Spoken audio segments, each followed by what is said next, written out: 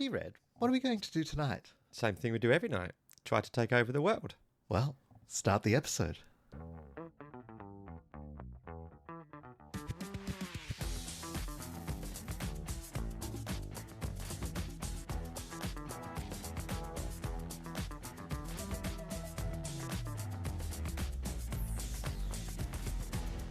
Hello and welcome to the first ever episode of the Joy Tuck Club, a podcast that celebrates the diversity and beauty of transgender identities and expressions.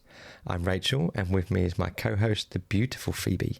We are also known as Red and Freckles and are the team behind Two Damp Trans. Say hello, Phoebe. Hello, it's lovely to be here. It's really fun to be here. It is. I'm so excited to be doing this with you. Me too. So what are we actually doing? Well, the Joy Tuck Club is a podcast by trans people for trans people. Right. Each episode, we'll do a deep dive on a trans topic such as HRT, changing your name, or how transitioning can alter your sexuality. We're also going to have a segment on trans news, but as most of the news is rather gloomy these days, we're going to try and pick stories that are inspiring, uplifting, and sometimes a little bit humorous. Yep, and in addition to that, we're going to bring you interviews with the trans community and special guests. And finally, we're here to be your trans agony aunts, aiming to answer any questions you may have about transitioning. Okay, so maybe we should introduce ourselves a little bit. So tell me about yourself, Phoebe. Oh, I'm totally unprepared for this. How often have I talked about myself? Give me your bio. Lot. Just give me your bio. Okay, I'm Phoebe du Maurier. That's my chosen name, and soon to be a legal name. That'll be a fun announcement. I started transitioning medically in December 2021. When I took my first HRT, I was living in the United States at the time, and now, of course, I live in the United Kingdom.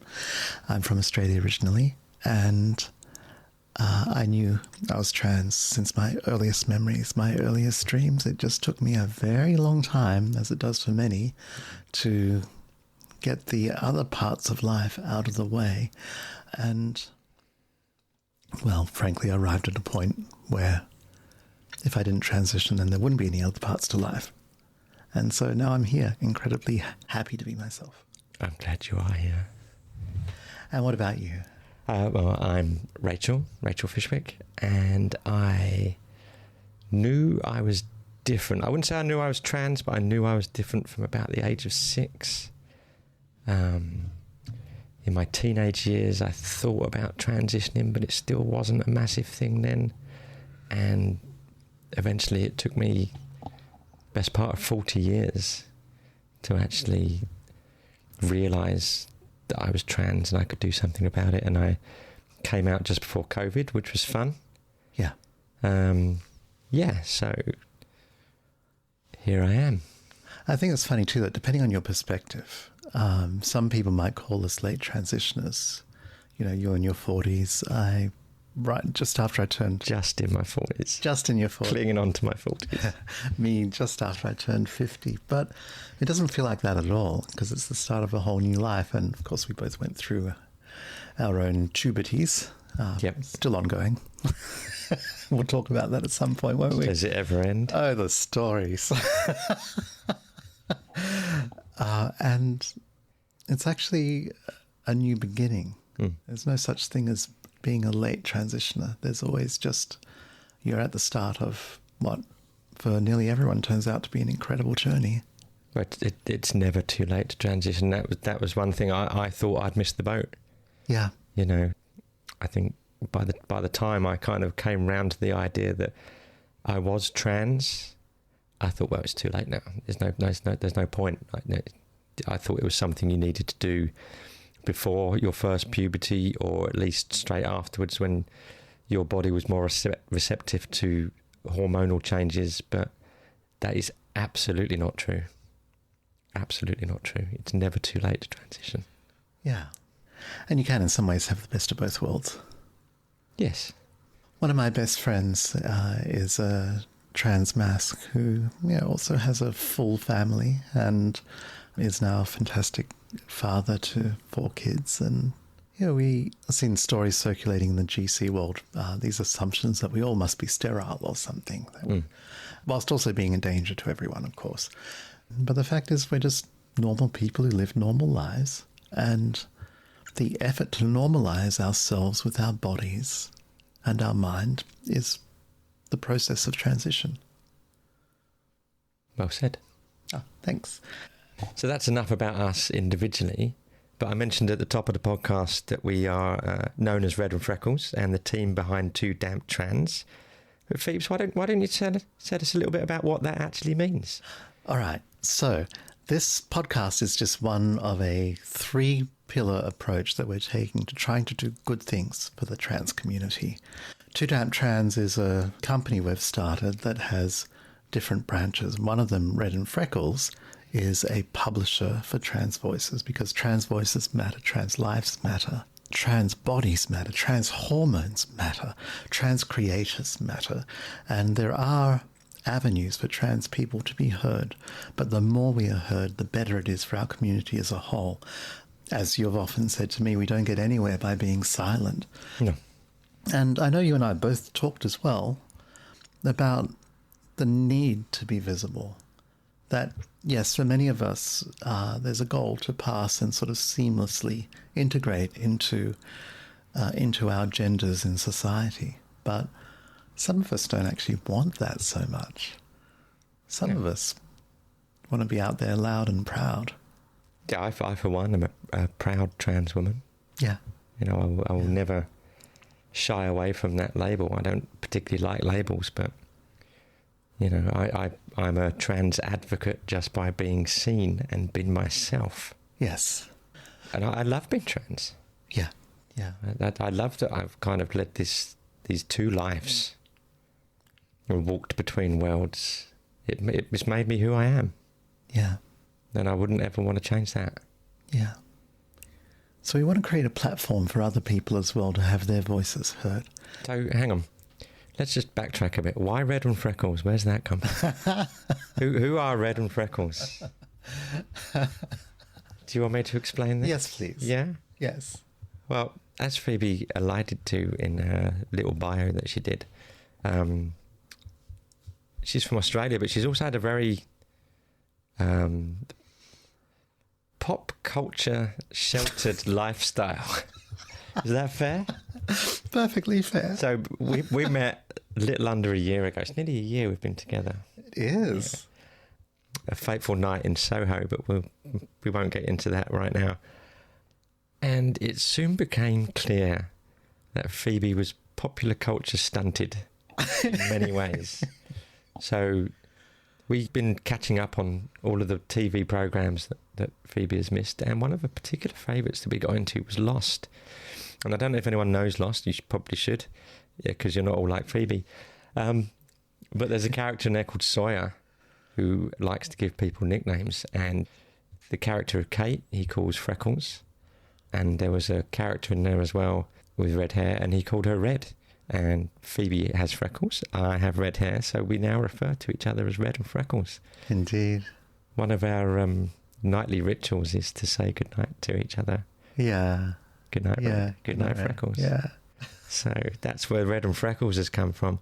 But what about Too Damp Trans? Where did that come from? Okay, so we're quite outdoorsy, no matter the weather. And there was one very famous time. It wasn't outdoors in the sense of climbing a mountain. You know, we've been there, and plan to again and again. This was simply walking up the road through a town in Kent and getting repeatedly soaked through both a downpour from above, but also by the accumulated water in the road from the cars and trucks going by, throwing water, well, soaking us from the side. And we got to the end of that walk, which was a few miles, and realized we were deliriously happy. We squelched our way into the store, a clothing store. I remember. I think we were looking for a beanie. We were looking for hats. Because it was just on the lead into winter, wasn't it? Yeah, yeah. So we were looking for hats, yeah. Yeah, and we're just so... And I think I came away with a rather nice green wrap dress. Well, that's what happens, isn't it? Yeah. Like you go out to buy, I don't know, a bag of potatoes and come back with a beautiful dress. Yeah. So that's how we're Red and Freckles and Too Damp Trans. So we're on most socials. We are at Too Damp Trans, and we're actually turning that into almost like our brand to support what we're trying to do. Yes. And yeah, and when we came together, we realised we both had a common need to try and give something back to our community, and this is the start of that. Yeah. We both recognise, as you probably all will, that the trans community is quite fractured and isolated, and there's a need for some way to bring us all together. The pooling of information, social events, anything like that. Well said. And this is the start of that, Yeah. hopefully. And we're not certain all the ways that it's going to evolve, of course. Oh, we're not experts at podcasting, and Can you tell? yeah, I probably shouldn't have said that because we're so slick. Rolling that segue, and there's the background music and Yeah, the transition. yeah. Oh, that was beautiful. Well So- done, production team. So currently we're sitting at a dining room table in what we lovingly refer to as the little flat on the top floor, which is the tiniest little flat, but we like it. We do.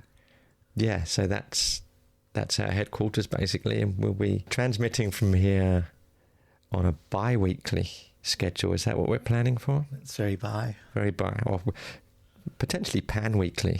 Indeed. Yeah. Okay. We also have a telescope here, so we may get distracted from time to time. Yes. Depending on, when we're Yeah, but recording. we'll try and limit the telescope talk and the trig point talk. Okay. I think that section's covered off nicely. Yes. I think we should have a little jingle to go into the trans news. Okay, trans news just in. Custard coffee? No, that's Yeah. last. That's a story that belongs, 2 years ago? But they only just picked up on it. Yeah. Okay. So we're going to do an intro to this. Yes. Literally like explaining this. So we pull all the trans news. We've got an alert set up for trans news. We wade through the swamp of hatred, so you don't have to, and try and pick out the important stories Yeah. and the light-hearted stories and the positive stories. While also not falling back on a supply of Valium and Prozac. Yeah. Yeah. So was that the intro, or do I need to redo that? No, I think that's good. Okay. All right. Okay, so Let's go. crashing on with trans news. Crashing on. Okay. Let's turn to the NHS. Whilst this podcast will be looking at different countries around the world, we're in the UK and the NHS is making trans people's lives a misery and has been doing so for quite some time. So, forget puberty blockers. The NHS has turned transitioning into a retirement project with 22-year wait times at the GIC. That's the Gender Identity Clinics. Yeah, so this is a story where Freedom of Information request has revealed that trans people in the UK are facing wait times of up to 35 years for NHS gender-affirming care. Now, this is something that I can speak about because I myself have been on the waiting list for the NHS Gender Identity Clinic since I came out in February 2020. Uh-huh. So they didn't book you an appointment for the week after and say, you're in, let's get this ball. No, unfortunately they didn't. We're in the southeast of England, and for those of you who don't know, the way it works in the UK is if you want any kind of gender-affirming care from the NHS, you have to go through the Gender Identity Clinic, of which there are few. And the one in the south is London, and it's a very popular clinic, and I think that's where these waiting times come from. So you have to go to your GP, and he will, or they will, refer you to the clinic, and then you wait, and you just wait. Obviously, COVID put a massive spike in the waiting times, and they're just not set up to deal with the monthly referrals. We've got it down here that the number of people on the waiting list is 13,315. Number of referrals received in the month is 372, And the number of first appointments offered is just 51. So that's first appointments.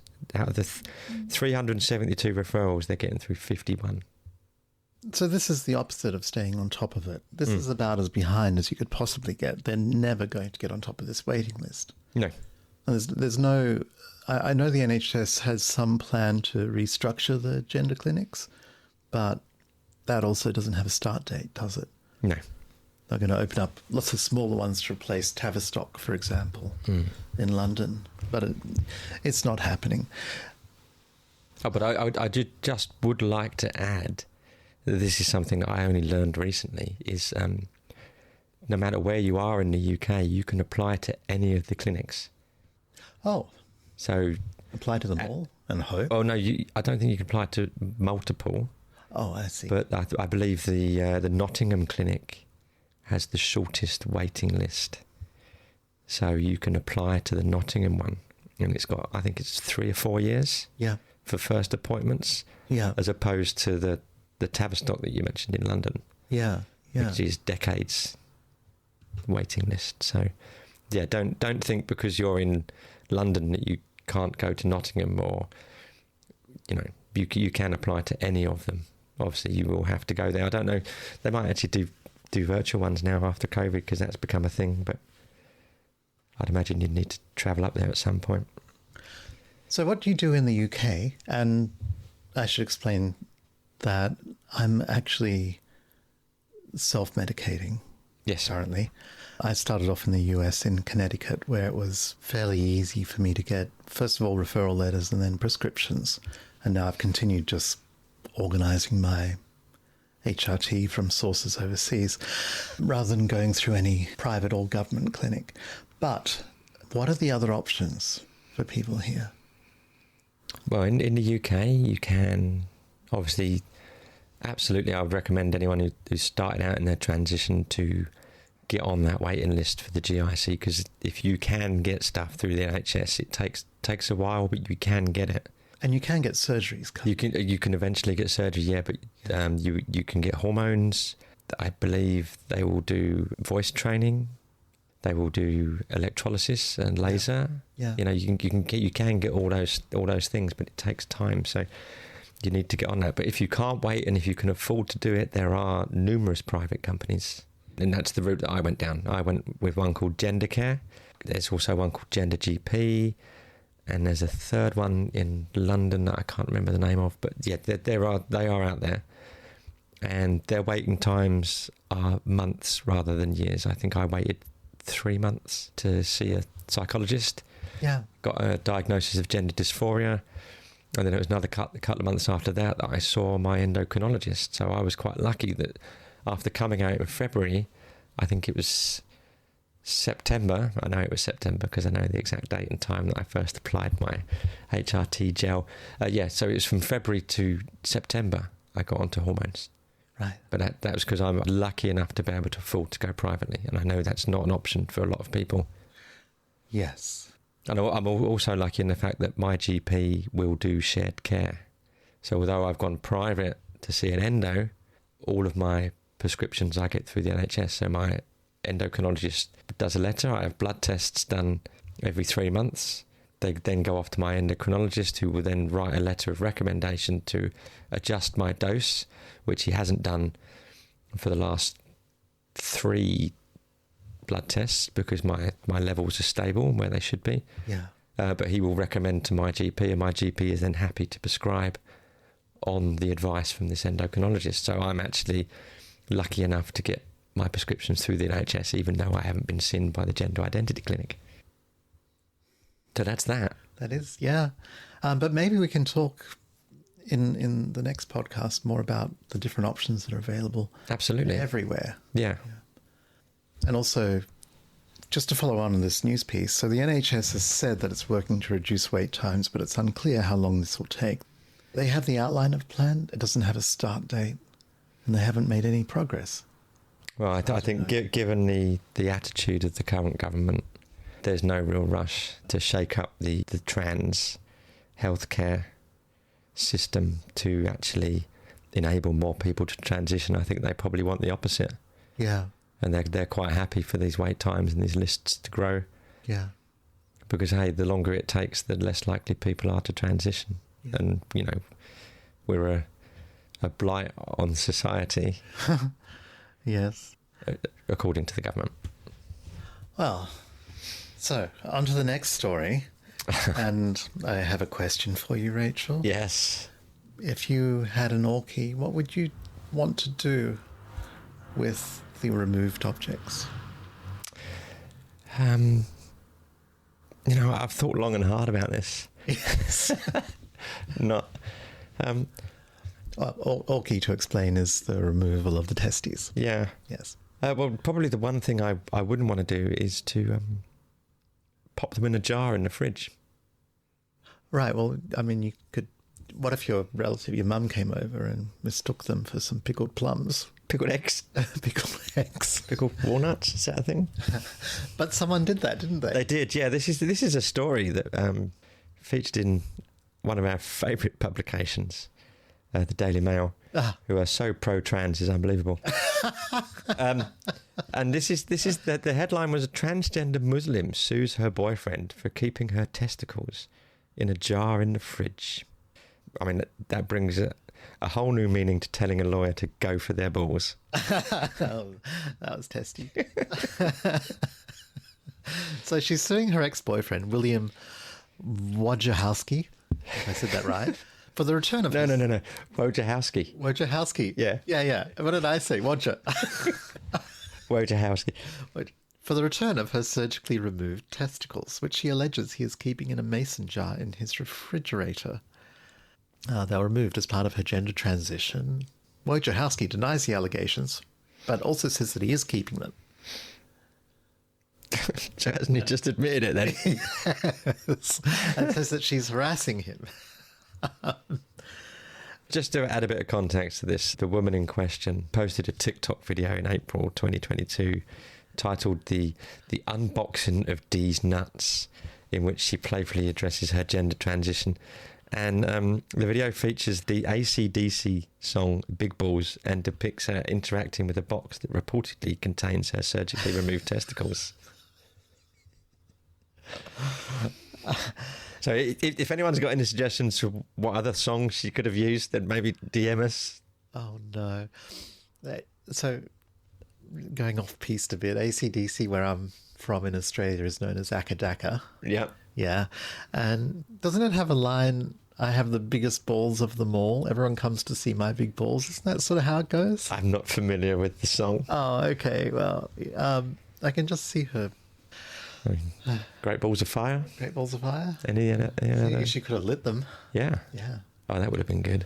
Yeah. Yeah. But what else could she have done with them? On top of Old Smoky. Put them on some spaghetti. Oh, I remember that. Juggling. Earrings? Yeah. Do your balls hang low?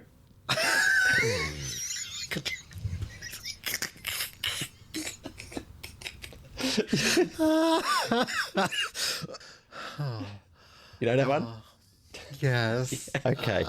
I think we should move swiftly on to the next story. We have a very positive story next. This is a little bit old news because I will say we've been looking to record this podcast for probably a couple of weeks now. Yeah. So, but also since we first did this rough script, there's been very little in the way of positive trans stories. So that's why Grim as heck. harking back to this one. And it is Beyonce declares trans is beautiful, much to Laverne Cox's delight. So she was performing at the MetLife Stadium in East Rutherford, New Jersey, and during the show she saw a sign held up by trans drag performer Candice Persuasion that said, quote, "Trans is beautiful." Beyonce read the sign and said the phrase out loud. What was Laverne Cox's reaction to that? Because she was the one that started that trans is beautiful hashtag in 2015. She did, and of course I assume everyone knows who Laverne Cox is. She came to prominence, I think, in Orange is the New Black. Orange is the New Black. She's such a goddess and such a transpiration. Our first transpiration. Our first transpiration. Yeah. If you had a drink, we would toast her, Laverne Cox. Ah, yes, indeed. Don't clink. But only pirates do, right? Only pirates clink, yeah. So she posted this on her Instagram and said it meant such a lot to see Beyonce spreading the message of trans acceptance, and said she may have cried a little, which is just lovely. Oh. Yeah. And thank Beyonce for her support. And others said her statement was an important step towards trans acceptance. And it is important for someone as high profile as Beyonce to come out and do something like that. It's really amazing. Yeah. You know, we're not going anywhere. Yeah. We will not be beaten. No. Can't stop trans people from happening. We just happen. Now onto a lovely story about the Seahorse Parents Project. Seahorse Parents is a photography and film project that showcases heavily pregnant transgender parents underwater, and it's a bit difficult to even describe how beautiful these photographs are. We're going to put the link up on the socials, and you've really got to take a look. The lighting is gorgeous. The nature of its celebration is sublime. They're very powerful photos. When I first saw this, I actually put a link up on my Twitter. Sorry, X. Not Twitter. I just dead named Twitter there. I dead named X. Oh my goodness! Stop it. I shared it on my socials, and we'll absolutely put a link up to it. And they're really beautiful pictures. Yeah, and really positive, actually. Yeah, they feature 4 transgender men who are pregnant, and the photographer was Miriam Gutman. Nice. Absolutely gorgeous. It was exhibited in Amsterdam in 2022. I would have loved to have seen it. So that's it for the news this week? That is it for the news. Hopefully there'll be more good news to share over the next couple of weeks. Meanwhile, one of the reasons for the existence of this podcast is for us to interview other trans people, and that has 2 purposes. Number 1 is that we are currently writing a book, How to Transition. It will be out next year. And the interviews will serve as informed sources for the book and real tales of us out in the wild. Yeah. Tales that are inspirational, trans people that are inspirational, hence transpirational. Yes. You mentioned we're writing the book, How to Transition. And it's really an idea that we both came up with when we first met. And there's a real difficulty for not just the newly transitioning person, but even if you've been transitioning for a little while, there's no one place to go to get your information on important stuff and like basic stuff.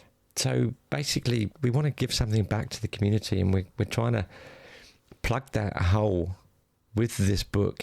Hopefully it will be a comprehensive guide gleaned from lived experiences of people like you listening to this podcast. We want your stories.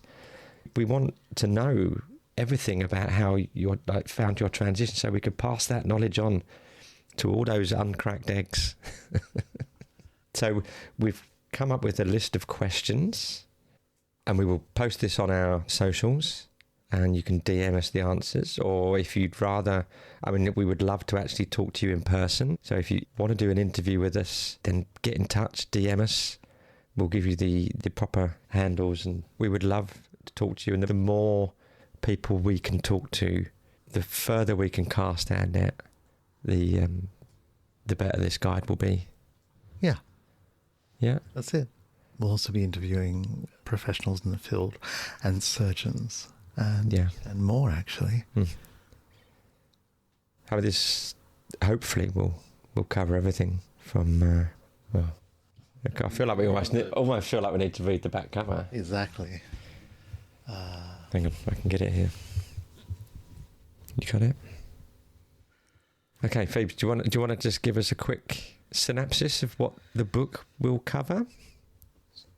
Yes. How to Transition will become your essential guide. It's based on interviews with dozens of transgender people, both MTF and FTM, and renowned medical professionals. It's packed with practical advice distilled from the lived experience of the global trans community, extensively peer-reviewed, filled with inspiring stories, and constantly updated via its companion website. In fact, we're doing a whole new technology behind this book that we'll go into at some point. Yes. That will keep it updated online and actually in its print and ebook forms. We've written this book because we know from personal experience and our own transitions that navigating the pathways of transition can be daunting and confusing. This book will help you become the person you know you are. With advice from coming out to going out, Shapewear to new hair. HRT to surgery. And much, much more. Oh, I love it. I love it. That's a wrap for this episode of the Joy Tuck Club. I want to give a massive thank you to you, our listeners, if we have any listeners at the moment, for tuning in and for being part of our community. If you want to connect with us further, please visit our website, and that is thejoytuckclub, all one word, .com, where you can find, probably not right now, but in the future, show notes, resources, transcripts, and more. You can also follow us on Twitter or X, Instagram and Blue Sky, where you can find us on all of those platforms at Too Damn Trans. That's all words, no numbers. It's TWODAMPTRANS, Too Damn Trans. Don't forget to subscribe and rate us on Spotify or wherever you listen to your podcasts. We appreciate your feedback and support. And until next time, remember, you are valid. You are beautiful. And you are transcending boundaries. Thank you. Thanks. Bye.